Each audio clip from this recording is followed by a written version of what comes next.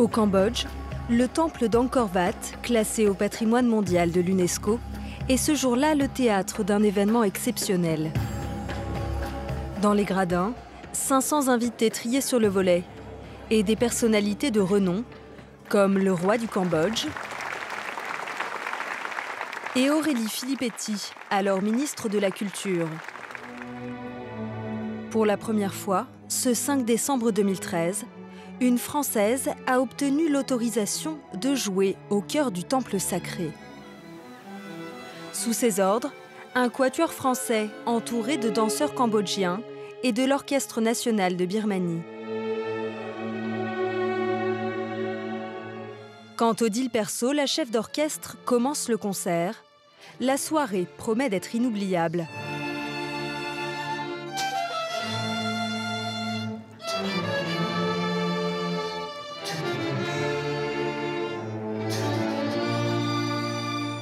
Aurélie Filippetti s'en rappelle encore, et contre toute attente. C'est vrai que c'était tout à fait catastrophique. Donc j'ai été très désagréablement surprise et je me suis demandé ce qu'on faisait là, enfin, et comment elle pouvait se retrouver effectivement dans un endroit aussi extraordinaire. Vraiment, c'était d'un point de vue artistique très mauvais.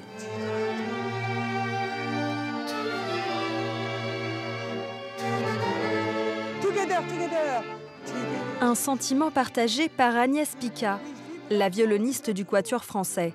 18 mois plus tard, elle regrette profondément d'avoir participé à ce naufrage artistique.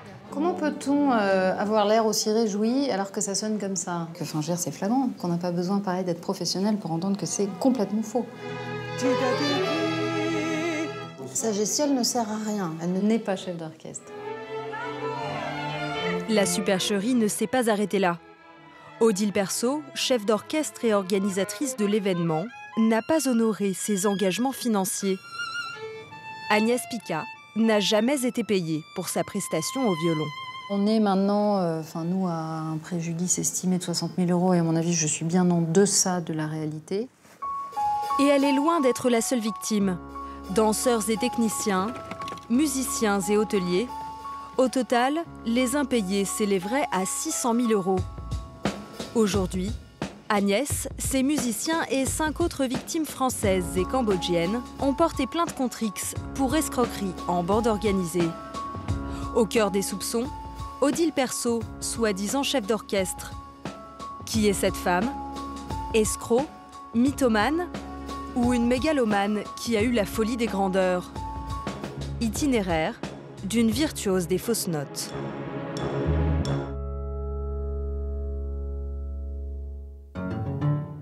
Odile Persaud naît en 1966 dans la région d'Avignon.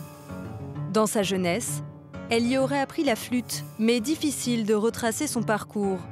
Dans les conservatoires, elle n'a laissé aucune trace. Elle revendique cependant d'avoir été l'élève du chef d'orchestre roumain mondialement connu, Serge Celibidache, de 1990 à 1992. Une formation prestigieuse. Premier bémol, le fils du grand maître dément formellement. Moi, je ne l'ai jamais vu dans les cours. Je les connais, les gens qui ont eu du talent, les gens dont papa était fier et dont il attendait beaucoup. Elle n'en fait pas partie, ça c'est sûr. Odile Persaud aurait donc construit son début de carrière sur un mensonge. Un trait de sa personnalité que ce couple d'amis n'avait jamais soupçonné. J'ai trouvé des photos. C'était avec Odile à La Rochelle. Alain et Florence connaissent la musicienne depuis près de 30 ans. C'était l'époque où on se faisait quand même pas mal de bouffe à la maison. Hein. Non, c'est vrai on a passé quand même des soirées assez sympas. Hein. Oui. Oui, on rigolait bien même. Ouais. À leurs yeux, Odile Persaud est généreuse et dotée d'un grand pouvoir de séduction. C'est toujours quelqu'un qui a été très à l'écoute des gens, qui s'intéresse aux gens. Que ce soit pour mes 40 ans, où Odile est arrivée, je veux dire, c'est donné la peine d'arriver avec un piano, elle avait composé des chansons pour moi, des petites attentions tout le temps, vraiment, vraiment sympa, quoi. De petites attentions et de grandes ambitions. Odile avait effectivement des grands projets, moi que je ne comprenais pas forcément à l'époque, parce que d'abord je ne suis pas très branchée musique, mais il y avait une telle énergie, une telle envie. Ce qui motivait Odile, c'était que sa musique soit connue, c'était de faire des choses avec. Comme en 94, quand elle compose une comédie musicale pour enfants. Un succès d'estime, mais le milieu de la musique classique ne la reconnaît toujours pas. Sa carrière piétine, jusqu'à sa rencontre, à l'approche de la quarantaine, avec une riche rentière, Véronique de Grivel-Périgny. Celle-ci, convaincue du talent de la musicienne, met sa fortune au service des ambitions de sa nouvelle amie. Fort de ce soutien, sur Internet, Odile Persaud, au culot, se voit déjà rivaliser avec les plus grands compositeurs de la musique classique. La création nécessite qu'on ne l'interprète pas. La création, c'est comme la vérité. C'est là ou c'est pas là. Le musicien, il est vrai ou il est pas vrai. L'ambition d'Odile Persaud n'en est qu'à ses débuts.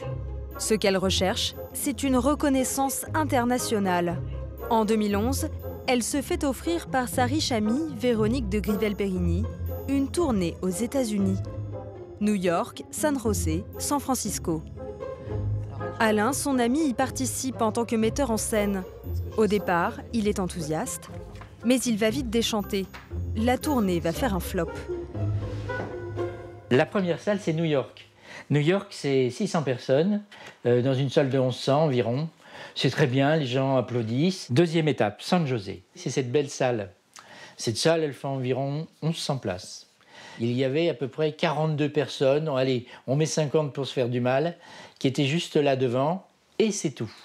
San Francisco, on double la mise, 82 personnes. Donc on est sidéré. Mais les salles vides ne semblent pas troubler Odile Persaud. Peu importe s'il y a des spectateurs, peu importe s'il y a une critique, peu importe si le public applaudit. Ce qu'elle veut et obtient, c'est son entrée dans le grand monde. D'ailleurs, sur cette tournée, les consuls de France la soutiennent et lui ouvrent leurs portes. Après celui de New York, ici sur la photo, celui de San Francisco. Mais le plus important, c'était les festivités autour, les cocktails avec les représentants de l'État. Se fabriquer une notoriété auprès des consulats, c'était peut-être ça l'essentiel de la tournée. Ce n'est que le début d'un plan de carrière très ambitieux de la chef d'orchestre.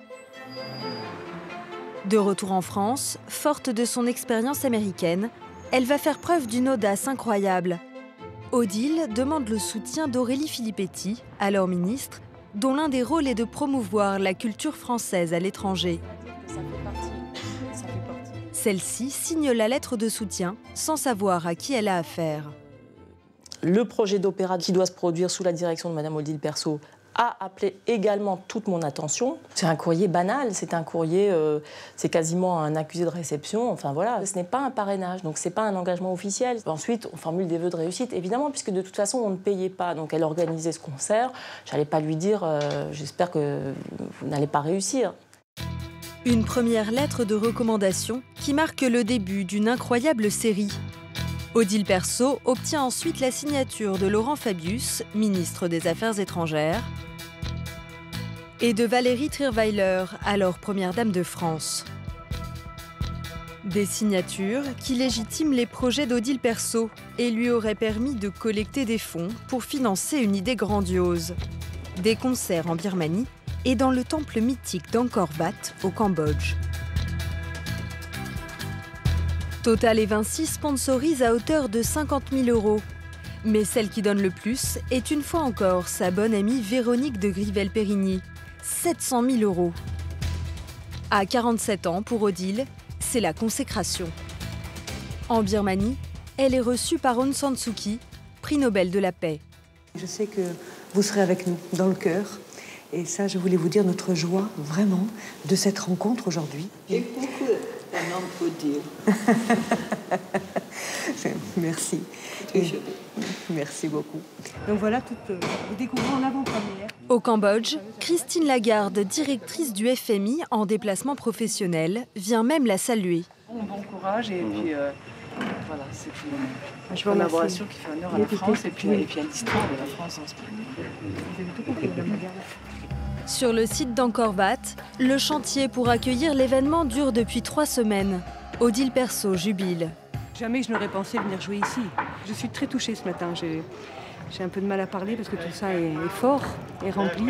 Et puis j'ai envie de profiter du moment, c'est vrai. Alors je déguste véritablement. Mathieu et Béatrix faisaient partie de l'équipe de production. Ils se souviennent très bien de la folie des grandeurs qui s'était emparée de l'organisation. Alors, le budget n'a jamais été défini. En fait, il évoluait constamment selon les besoins d'Odile. Par exemple, là, on voit une photo où les jeunes birmans sont dans un A320 qui a été privatisé. L'ensemble des gens invités, orchestre, tous ces gens-là au Sofitel pour un nombre important de nuits, donc dans un hôtel quand même 5 étoiles, qui est très beau. Et ça paraît totalement paradoxal en termes de choix de production. Les dépenses de la tournée dépassent alors le 1 million d'euros. Visuellement, les soirées sont très réussies. Mais en coulisses, c'est le début du cauchemar. Sur place, Mathieu et Béatrix découvrent que les factures ne sont plus payées. L'organisation n'aurait plus d'argent. Elle déclare toujours qu'on va être payé sans jamais le faire. Puis vient une succession interminable d'excuses. Le 24 décembre, d'ici la fin du mois au plus tard, tout début janvier. Le 30 décembre, le 6 janvier. Le 6 janvier, c'est en cours. 7 janvier, les virements débutés ce lundi vont se poursuivre aussi rapidement que possible. C'est infini jusqu'au 1er juillet. Vraiment, là, on comprend que finalement, on a affaire à des gens qui sont des menteurs professionnels. Aurélie Filippetti va encore plus loin. Pour moi, cette femme est un escroc. Un escroc d'un point de vue artistique, puisqu'elle n'a pas la compétence et le talent pour faire ce qu'elle fait. Et même, malheureusement, on l'a découvert, un escroc financier. En quelques semaines, le château de cartes construit par Odile Persaud s'effondre. Plus de reconnaissance et 600 000 € d'impayés. Depuis, la chef d'orchestre se cache. C'est à Neuilly, en région parisienne, que nous l'avons retrouvée. Elle serait locataire d'un studio dans cet immeuble. À première vue, aucun enrichissement personnel. Bonjour madame. J'ai cherché à vous joindre plusieurs fois. Nous filmons en caméra discrète. Elle nous sert un refrain bien connu. Où sont les fonds? Mais ils sont là, ils vont servir donc d'ici quelques jours à payer les gens. Voilà. C'est ce que vous dites depuis 1 an et demi? Ben oui, mais c'est long, c'est long. C'est ça malheureusement. Je sais que ça va être payé, ça là-dessus, je vous en donne ma parole aujourd'hui, je sais que ça va être fait. J'ai aucun doute là-dessus, je suis très confiante. Elle met en cause un homme d'affaires qui n'aurait pas tenu ses engagements financiers. Dans cette histoire, on se bat depuis 1 an à cause de ce monsieur qui ne nous a pas payé. On s'est battu pendant 1 an pour comprendre qu'il n'était pas solvable, qu'il n'avait pas d'argent. Pour sa défense, Odile Persaud se retranche donc derrière un mystérieux mécène. Un homme d'affaires originaire de Tours. Nous l'avons retrouvé. Bonjour. Nous filmons en caméra cachée. Je cherche, moi, à savoir ce qui s'est passé au Cambodge. Au Cambodge, moi, je n'ai jamais mis les pieds. Cette dame a fait cette manifestation, hein, et elle est venue nous chercher après coup parce qu'elle avait des fonds qui lui manquaient. Il nous avait été demandé à l'époque 400 000 €. Bon. Vous la rencontrez après?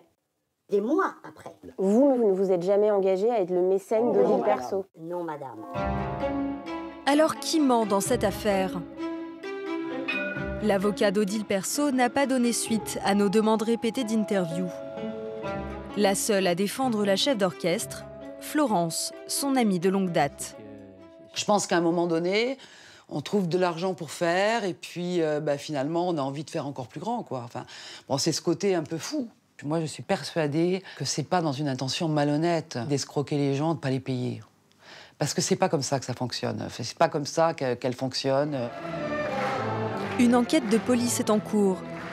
Un juge d'instruction devrait être nommé dans les prochaines semaines.